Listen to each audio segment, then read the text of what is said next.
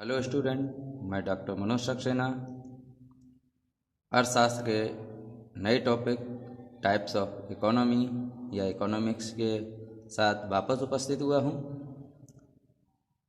बच्चों, अर्थशास्त्र के कितने प्रकार होते हैं, अर्थशास्त्र को कितने भागों में बांटा गया है, या जो अर्थव्यवस्था है उसे हमने कितने भागों में जाना है या होती हैं, कितनी तरीके की अर्थव्यवस्थाएं दुनिया में चल रही हैं या हैं, उनके बारे में आज हम डिस्कस करेंगे। उससे पहले कुछ एक बेसिक बात है, उसके बारे में जानना बहुत ज़रूरी है। वो क्या है? जैसे अर्थशास्त्र, इकोनॉमिक्स जिसे हम कहते हैं, वह क्या है? इसके अंतर्गत यानी अर्थशास्त्र के अंतर्गत हम किसी देश, राज्य या क्षेत्र की जो अर्थव्यवस्था है उसका अध्ययन करते हैं। उसके अंतर्गत यानी कि देश और राज्य के अंतर्गत जो भी आर्थिक गतिविधियां हो रही हैं, जो भी आर्थिक गतिविधियां हो रही हैं उनका अध्ययन किया जाता है या करते हैं।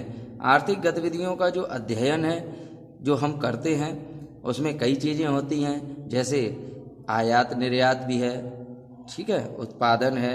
अच्छा, एक चीज़ और आती है, क्या अर्थशास्त्र के अंतर्गत हम किसी परिवार का या किसी छोटी सी कंपनी है क्या, उसका भी अध्ययन किया जाता है?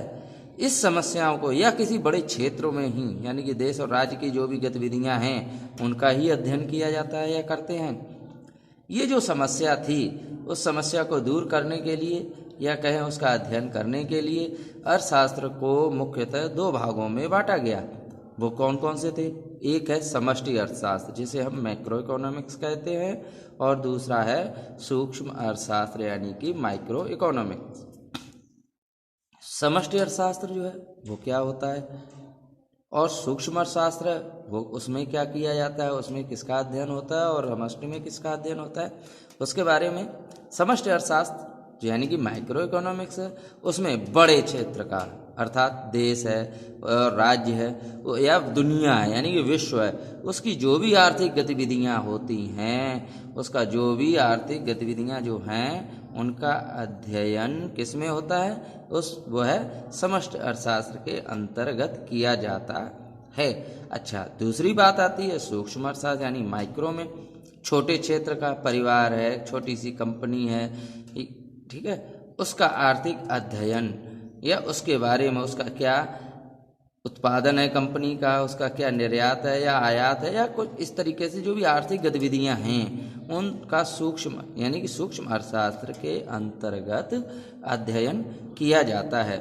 इनके अंतर्गत जब सूक्ष्म और समष्टि अर्थशास्त्र का जो विवरण जो हमने अभी आपको बताया है, अध्ययन का जो क्षेत्र बताया है, वो उसी के अंतर्गत अब आगे जो बात आती है अर्थव्यवस्था यानी कि इकोनॉमी।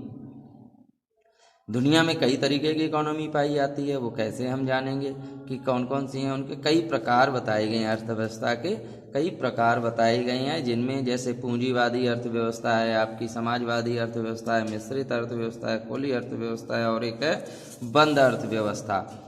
ठीक है, इनके बारे में थोड़ा मैं आपको डिस्कस कर रहा हूँ, थोड़ा आपको विस्तार से बता रहा हूँ। क्या है पूंजीवादी अर्थव्यवस्था यानी कैपिटलिज्म इकोनॉमी? पूंजीवादी अर्थव्यवस्था किसे कहते हैं?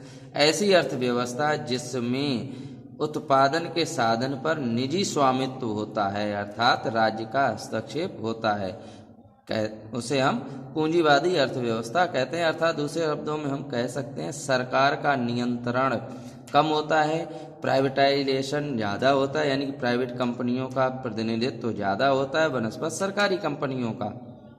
ठीक है, वह जो अर्थव्यवस्था होती है वह जो अर्थव्यवस्था होती है वह पूंजीवादी अर्थव्यवस्था यानी कैपिटलिज्म इकोनॉमी कही जाती है। एक बार फिर समझें, ऐसी अर्थव्यवस्था जिसमें निजी स्वामित्व अधिक होता है, निजी कंपनियों का स्वामित्व अधिक होता है बनस्पत सरकारी कंपनियों व सरकार का नियंत्रण कम होता है। इसके कुछ उदाहरण हैं, कौन कौन से देश? जैसे अमेरिका है, इंग्लैंड है, फ्रांस है, कई यूरोपीय कंट्रीज हैं। ये सभी कौन सी है? पूंजीवादी अर्थव्यवस्था के अंग हैं या वहाँ पर पूंजीवादी अर्थव्यवस्था है। अगला आता है समाजवादी यानी सोशलिज्म इकोनॉमी किसे हम कहते हैं, वो कौन सी होती हैं। इस व्यवस्था में धन संपत्ति का स्वामित्व और वितरण राज्य के नियंत्रण में होता है, यानी सरकार के पास जो भी आयात निर्यात या जो भी कंपनियां हैं जो उन पर सरकार का प्रतिनिधित्व, सरकार का नियंत्रण होता है, वह अर्थव्यवस्था वो समाजवादी अर्थव्यवस्था कहलाई जाती है। इसका एक छोटा सा उदाहरण है यूएसएसआर, जिसे हम पहले कहते हैं, जब आज की डेट में रूस है, पहले उसका यूएसएसआर नाम था, वह उसमें वहाँ पर आज भी यह अर्थव्यवस्था पाई जाती है। हालांकि अब वहाँ पर काफ़ी जगह पर पूंजीवादी या अन्य अर्थव्यवस्थाओं का भी भाग हो गया है या निजीकरण अब वहाँ पर भी चालू है या हो रहा है, तो अब वहाँ पर उतना नहीं है, लेकिन हाँ फिर भी कुछ हद तक अभी भी समाजवादी अर्थव्यवस्था चल रही है। कहाँ? रूस में। अगली चीज, अगला तीसरा है मिश्रित अर्थव्यवस्था यानी मिक्स्ड इकोनॉमी। मिक्स्ड इकोनॉमी ऐसी अर्थव्यवस्था है जिसमें सार्वजनिक यानी कि सरकारी और निजी दोनों स्वामित्व होते हैं, यानी दोनों का मिश्रण होता है, अर्थात दोनों का प्रतिनिधित्व होता है। कौन दोनों? सार्वजनिक क्षेत्र यानी सरकार का और निजी कंपनियों का, दोनों का प्रतिनिधित्व होता है। दोनों का आपस में सामंजस्य या हिस्सेदारी भी हो सकती है, और दोनों एक कंपनी में दोनों की, या दोनों तरीके के व्यापार, दोनों कंपनियां व्यापार कर रही होती हैं या दोनों का नियंत्रण होता है। जैसे भारत है, सिंगापुर है, चाइना है, ऐसे कई देश हैं। जैसे अब हम अपने भारत की बात करते हैं तो टाटा और रिलायंस है, ये पूर्ण रूपेण कौन सी हैं? प्राइवेट कंपनियां हैं, लेकिन सरकारी कंपनियां हैं, भेल और सेल है, ठीक है, भेल और सेल है, इन पे सरकार का नियंत्रण है, तो यहाँ पर किसका? कंपनियों का नियंत्रण है। यानी दोनों लोग अपना आयात निर्यात कर रहे हैं, अपना उत्पादन कर रहे हैं, ठीक है। ये जो अर्थव्यवस्था यानी कि दोनों तरीके का प्रतिनिधित्व होता है, कैसा? सार्वजनिक और पब्लिक, निजी संपत्ति का भी, निजी स्वामित्व भी होता है और सार्वजनिक स्वामित्व भी होता है। अगला आता है खुली अर्थव्यवस्था। वास्तव में पूंजीवादी, अभी मैंने आपको बताया था, कैपिटलिज्म और सोशलिज्म दोनों अर्थव्यवस्थाओं का एक रूप है, जहां आयात निर्यात पर राज्य का कम प्रतिनिधित्व होता है या प्रतिबंध होता है या उसका नियंत्रण कम होता है। इस पर न्यूनतम प्रक्रिया, किसका?